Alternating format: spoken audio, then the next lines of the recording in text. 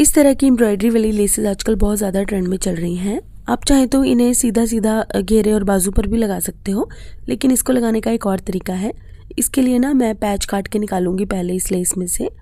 तो देखिए बहुत इजीली इसके पैचेस कट गए हैं, क्योंकि ये लेस बनी ही कुछ इस तरीके से होती हैं कि इनके पैचेस काट के भी यूज़ किए जा सकें।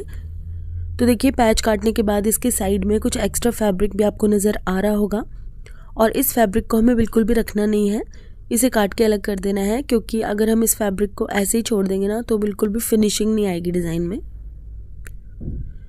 तो ये देखिए इस तरह से मैंने रफली काट लिया है फैब्रिक को किनारी से, और अब एक लाइटर की मदद से हम इसकी एजेस को बर्न करेंगे इस तरह। तो जब इसके एजेस को हम बर्न करते हैं ना तो इसके साइड वाला फैब्रिक मेल्ट होकर इसकी किनारियों पर ही चिपक जाता है, जिससे कि इसके एक्स्ट्रा धागे भी नहीं निकलते और फिनिशिंग भी अच्छी आती है। ये देखिए कुछ इस तरह से मैंने इस पैच को रेडी कर लिया है। अब ये पैच आपको जहाँ पर भी अटैच करना हो ना उसके पीछे पहले फ्यूज़ पेपर चिपका लीजिए प्रेस की मदद से। तो मैं ये पैच बाजू के ऊपर अटैच कर रही हूँ, तो 9 इंच चौड़ा फ्यूज़ पेपर मैंने इसके पीछे अटैच कर लिया है।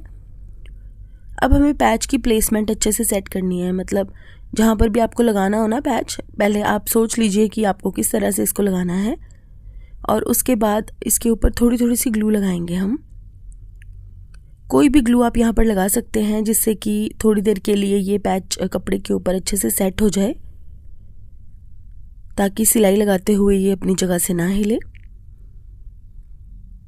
वैसे तो आप पैच को सेट करने के लिए पिन्स का इस्तेमाल भी कर सकते हैं, लेकिन वो वाला प्रोसेस थोड़ा ज़्यादा टाइम कंज्यूमिंग हो जाता है, तो ग्लू लगाना मुझे इससे ज़्यादा कन्वीनियंट लगता है।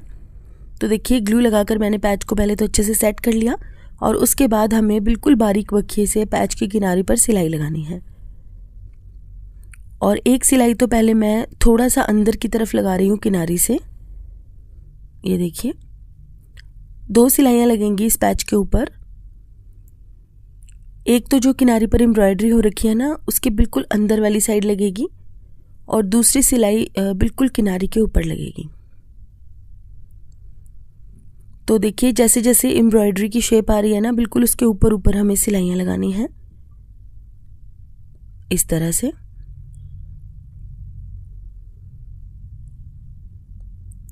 ये देखिए अब पैच को अच्छे से स्टिच करने के बाद हम एक और बार सिलाई लगाएंगे इसके ऊपर। और इस चीज़ का भी खास ध्यान रखना है आपको कि बिल्कुल भी बल ना पड़ने पाए कपड़े में सिलाई लगाते हुए, नहीं तो प्रेस करने पर भी फिनिशिंग अच्छी नहीं आएगी पैच की। इसीलिए मैंने आपको सजेस्ट किया है कि पहले ग्लू लगाकर इसको अच्छे से कपड़े के ऊपर सेट कर लीजिएगा। तो बस आपको इसी तरीके से बिल्कुल सफाई से सिलाइयाँ लगाते जाना है और पैच को कपड़े के ऊपर अच्छे से अटैच कर देना है। अब एक्स्ट्रा धागे जो भी हों उन्हें काट के निकाल लीजिएगा पहले ही, और उसके बाद इसके पीछे वाले कपड़े को हम कट करेंगे। अब वैसे तो आप चाहें तो इस तरीके से भी इस पैच को रख सकते हैं बिना पीछे वाला कपड़ा कट किए, लेकिन पीछे वाला कपड़ा अगर हम कट कर देंगे ना तो बहुत ही प्यारा लगेगा ये डिज़ाइन बनने के बाद। पैच वाला पार्ट थोड़ा सा सी थ्रू रहेगा, जिससे कि बहुत सुंदर लुक आएगी सूट में। अब मैंने तो ये पैच बाजू के ऊपर अटैच किया है, आप ना कमीज़ के दामन पर जैसे दोनों कोनों पर अटैच कर सकते हो, या दुपट्टे के ऊपर भी इस तरह से पैच को अटैच कर सकते हो। और एक बार जब पैच अटैच हो जाए तो साइड वाला एक्स्ट्रा फ्यूज़ पेपर भी निकाल सकते हो।